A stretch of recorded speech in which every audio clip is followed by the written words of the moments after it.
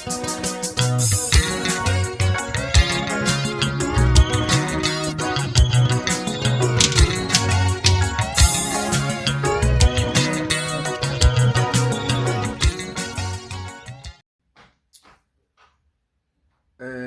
Africa. Ngifuna le video le noma ngizothi ngicela le video le ngoba ngifundiswa ngokuhlonipha. Beyilalela abantu abaningi. Beyilalela sisise futhi.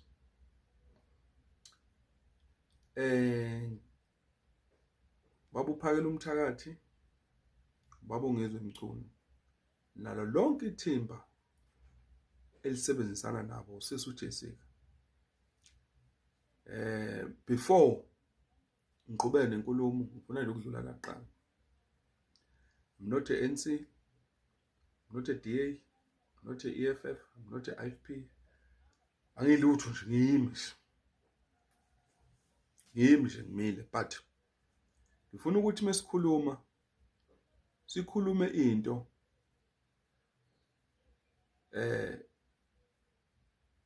ezolekelela nabantu ngoba egcina kosuku akufuze kube khona abantu abangaboni, kube khona ababonayo. Kufuze futhi kube khona abantu abazoba ngaphesheya, kube khona abangaphesheya. Sibuyeni lana. Ngey-30 the last day yabantu bokufika. Khumbula ukuthi abantu bokufika bangabantu abanama-tuck shop, banabantu abanama-spaza shop, bangabantu abanye abanama-property abarentisa abantu. Khumbula ukuthi abantu bokufika bangabantu abarentile kubantu bethu bala eSouth Africa futhi. Funa into siyibuke-ke manje ukuthi njenge-South Africa sisonke siyakwazi ukuphuma nezwe elilodwa. Okay, bayahamba nge-30 vroom ngemoto bayahamba. Na umbuzo wami, thina sesi-ready noma sesi-prepare yini ukuthi nge-30 labantu sebengahamba? Nge-30 thina nesingathi sesi-prepare njengabantu base-South Africa ukuthi bengahamba. Umbuzo wami oqala loyo. Omunye uzothi yes, omunye uzothi ushiswa yini lokho. Sibuye size la. Ngomhla ka-30 uma behamba, labantu ngithi banezitolo, banayo yonke into. Sesi-ready thina ukuthi singaba namabhizinisi kulozo ndawo zabo. Number 2 loyo. Number 3 uthi ugovernment wase-South Africa uthi umuntu akenze ibhizinisi eliregistiwe ukuze oSARS bekwazi ukuthi bekubambe. Sesinazo neinkampani thina ezokwazi uhulumeni ekwazi ukuthi asibambele ama-tax. Sesinazo, sesi-ready ngaloyo paperwork. Umbuzo enginawo loyo. Okunye ngifisa ukubuza, laba bantu abanabantu bokufika ababarentisile kuma property abo, sebenabo nabantu bala South Africa bazongena lapho. Umbuzo nje enginawo nami engifisa ukuthi usilekelele. Uyabona ke la ngifuna ukunitshela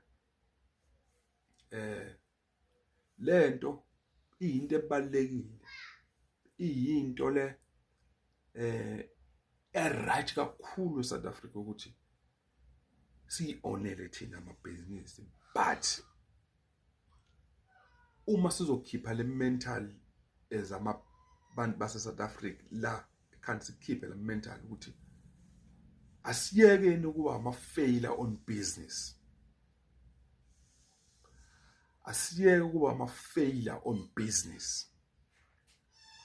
Lokho ngishiswa yini? Zonke indawo ezisemaphandleni, most tuck shop emaphandleni la sekukhande khona ama-Pakistan,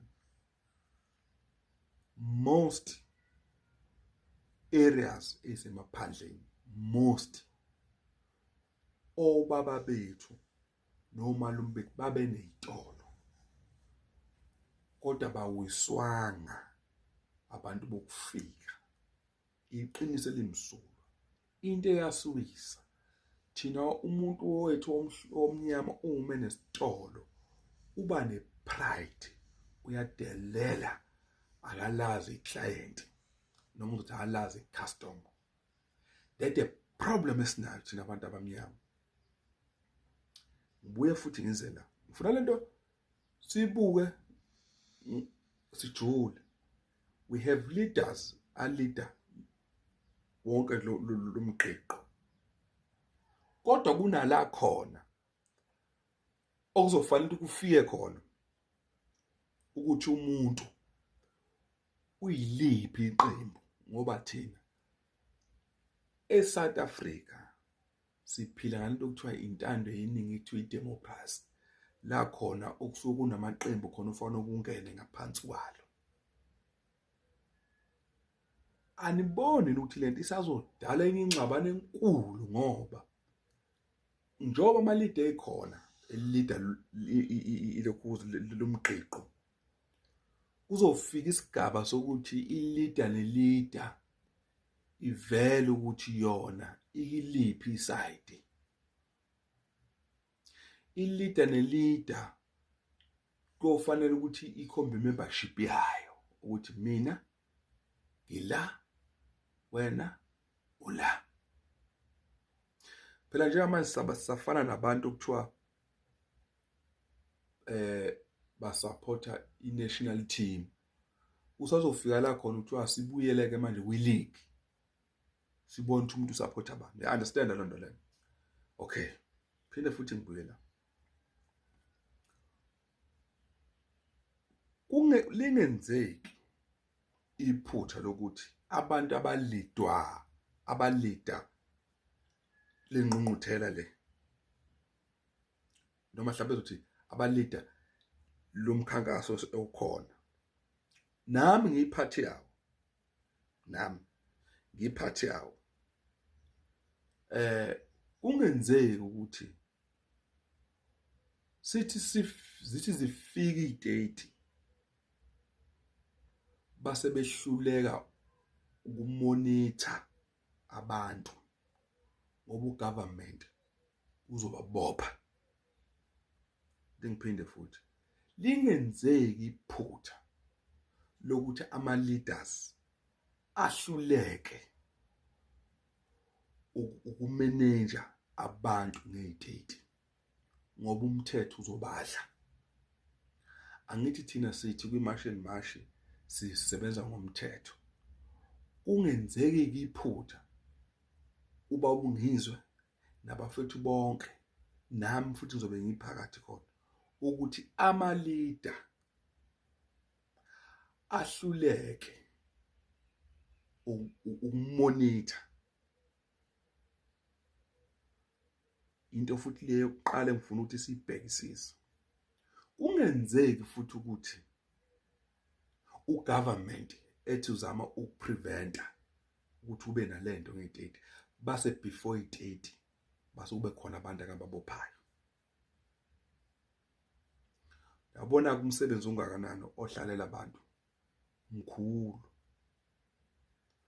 Kungenzeki futhi isizwe samaZulu sikaMdlokombane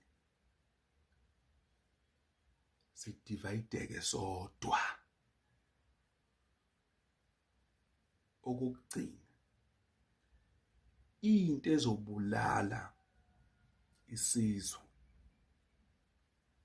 ilento yokuthi sifuna ukuzenza izinsizwa. Ngiyama lapho. Isicelo sami nje leso, let's fight, siwine njengabantu abadinga izikhalo zethu uhulumeni, but asibeni careful. Sengimile.